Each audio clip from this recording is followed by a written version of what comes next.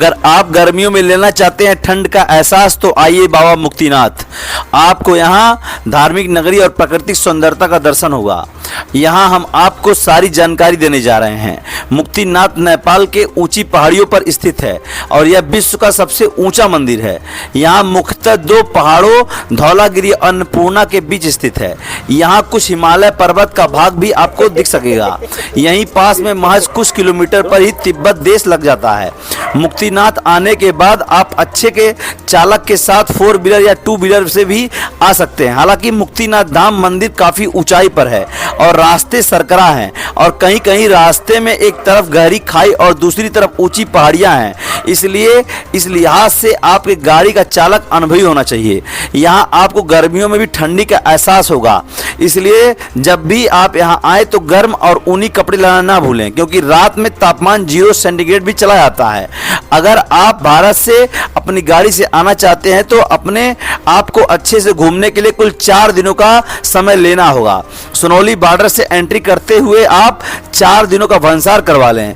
यहाँ से आप पाल्पा होते हुए पोखरा पहुंच जाएं। पोखरा में ऑफ सीजन में आपको नेपाली 1500 रुपए में अच्छे रूम मिल जाएंगे। यहाँ होटल में ही आप मुक्तिनाथ क्षेत्र में एंट्री फी के लिए पर पर्सन 1000 रुपये नेपाली का एंट्री पास कटवा लें, या आप मुस्तांग जिले के चेक पोस्ट पर पहुंचते ही एंट्री फीस देकर पास कटवा सकते हैं।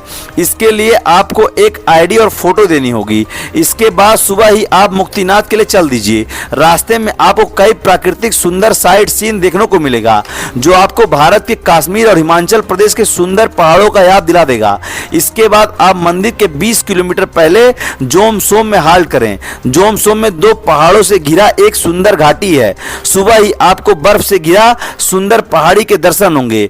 यहाँ पास में एक डुम्बा लेक भी है जहाँ भारतीय फिल्म खुदा गवाह की शूटिंग भी हो चुकी है, तो आप यहाँ भी घूम सकते हैं। इसके बाद सुबह होते ही आप सीधा मुक्तिनाथ पहुंच जाएं। यहाँ मंदिर जाने के लिए आपको 1 किलोमीटर पैदल पहाड़ी पर चढ़ना होगा। जो चढ़ने में असमर्थ हैं वो नेपाली 2000 रुपए में पिट्ठू या 400 रुपए में खच्चर का बैठकर जा सकते हैं। यहाँ आपको भगवान नारायण विष्णु शालिग्राम के रूप में दर्शन देंगे। चलिए अब हम आपको पौराणिक कथाओं के बारे में बताते हैं। माना जाता है कि मुक्तिनाथ में दर्शन मात्र से ही व्यक्ति को मोक्ष की प्राप्ति होती है और मुक्तिनाथ मंदिर में हिमालय पर्वत से 108 जलधाराएं बहती हैं जो बर्फ के समान ठंडी हैं। इस जलधारा में स्नान करने के बाद वहीं पर स्थित 2 तालाब कुंड में नहाना होता है।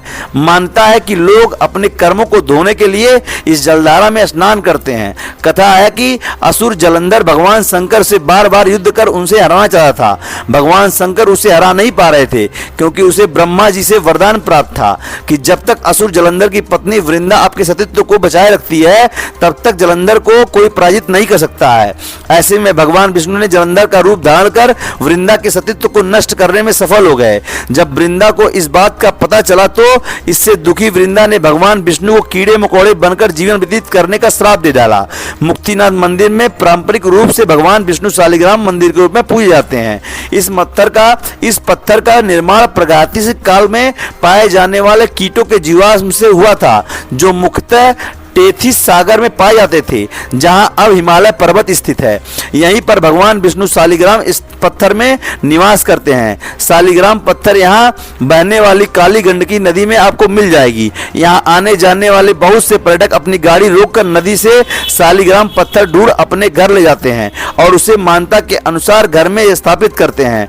मुक्तिनाथ बौद्ध धर्मावलंबियों के लिए भी एक महत्वपूर्ण स्थान है। इसी स्थान से होकर उत्तरी पश्चिमी क्षेत्र के महान बौद्ध बौद्ध धर्म के प्रचार प्रसार के लिए तिब्बत गए थे। सारी मान्यता हम देख सकते हैं शालिग्राम का पत्थर है और जैसा हमने पहले ही आपको बताया कि ये कीड़े मकोड़ों के जीवाश्मों से बनता है और कहीं ना कहीं इसका हिंदू धर्म के मान्यताओं में विशेष महत्व है।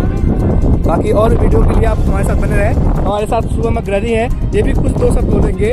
मुक्ति धाम के बारे में बोल सकते हैं या फिर इनका यात्रा किस तरह से एडवेंचरस था, कितने विषम परिस्थितियों से किन रास्तों से होकर के आए हैं उसके बारे में ये बताएंगे। मुक्तिनाथ धाम बहुत अच्छा प्लेस है, एक सनातन धर्म के लिए बहुत अच्छा जगह है। यहाँ भगवान विष्णु जी का बहुत ही अच्छा वो है। आइए आप लोग भी यहाँ एंजॉय करिए।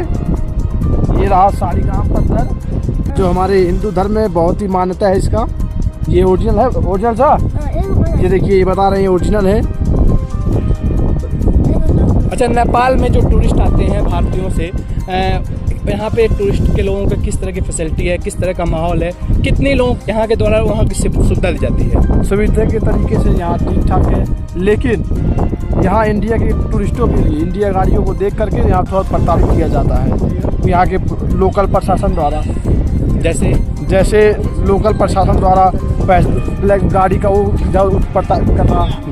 बिल्कुल, हम बता रहे हैं, हम स्पष्ट बता रहे हैं कि भी हमारी जो गाड़ी थी, हमारे साथ साथ अन्य भी कई गाड़ियाँ थी जिसको पुलिस वाले रोक करके, देखिए सभी पुलिस वाले तो ऐसे नहीं है, लेकिन कुछ पुलिस वाले हैं जो रोक करके कुछ पैसों की डिमांड कर रहे थे, 500, 1000, 2000, कुछ तो 100 रुपये की डिमांड कर रहे थे। तो इस कहीं ना कहीं ये एक नेपाल प्रशासन के लिए अच्छी बात नहीं है, इस पर कड़ी कार्रवाई करनी चाहिए। और इनफैक्ट हम तो उनसे भी कहेंगे जो जिनके साथ भी ऐसा हुआ है, जो हमारे साथ थे एक लोग, वेस्ट बंगाल की एक गाड़ी थी, एक जो है झारखंड की गाड़ी थी, उन दोनों लोगों के साथ काफ़ी जो है उनके साथ जो है दुर्व्यवहार किया गया पुलिस के द्वारा, पैसा लिया गया है।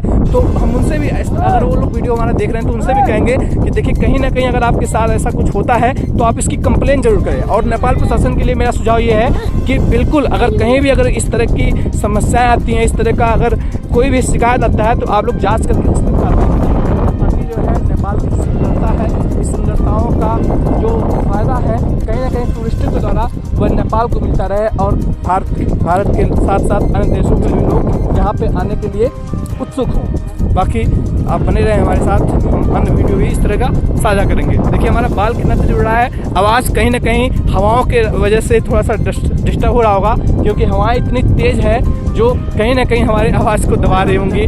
हवाओं का आवाज़ भी आप इस म्यूजिक के साथ से भी सुन सकते हैं। बाकी हमारे साथ ये लोग हैं, एक लोग और हैं, बताएंगे कुछ भौगोलिक दृष्टि के बारे में बता रहे थे, ज़मीन से कितनी दूरी पे हम लोग हैं, कितनी ऊंचाई पे हैं। क्या नाम है आपका? क्या नाम है आपका? हमारा नाम शिबू है और अभी हम लोग 12,500 फीट ऊंचाई पे हैं। बिल्कुल, हम बता दें आपको कि हमारा जो हम लोग इसमें हैं पहाड़ के बहुत चोटी पे हैं, और अभी हमने पहले ही बताया था आपको कि जो मुक्तिनाथ धाम जो मंदिर है वो कहीं ना कहीं ले लिए, मुक्तिनाथ धाम जो मंदिर है ये विश्व की सबसे ऊंची मंदिर है। मुक्तिनाथ धाम जो है जो भारत की समतल ऊंचाई है, उस समतल से महज 12,176 किलोमीटर, सॉरी 12,176 मीटर, ये हम आपको एग्जैक्ट बता रहे हैं, 12,176 जो है मीटर है, सॉरी फिट है, 12,176 फीट, अप्रॉक्स 3800 मीटर जो इसकी हाइट है। तो एक जो है बहुत ही नंबर में जो है ये हाइट है कहीं ना कहीं। और इसका और दूसरी बात यह है देखिए, ये मानता है, लोग कहते हैं, आपको बहुत सारे चैनलों पे मिल जाएगा, बहुत सोशल मीडिया में मिल जाएगा कि मुक्तिनाथ धाम में जो है सांस की कमी होती है ऐसा कुछ है, लेकिन वो नाम मात्र का है। आपको आप बहुत फील करेंगे तभी आपको फील होगा। तो बिल्कुल मैं आप लोगों से कहूँगा, जितने पिलग्राइमर हैं या फिर जितने विजिटर हैं, जितने नेचुरल जो है प्लेस को देखना चाहते हैं, पसंद करते हैं घूमना, वो लोग बिल्कुल आइए और मुक्तिनाथ धाम के साथ साथ वहाँ पे उनका दर्शन कीजिए, आनंद की अनुभूति कीजिए, जो है पुण्य का प्राप्ति कीजिए, और साथ साथ आपको नेचुरल जो रास्तों में जो नेचुरली चीज़ें मिलेगी, ये कहीं ना कहीं इनफैक्ट बहुत ही ज़्यादा आकर्षित करेगी। Thank you. आप देख रहे हैं DVS न्यूज।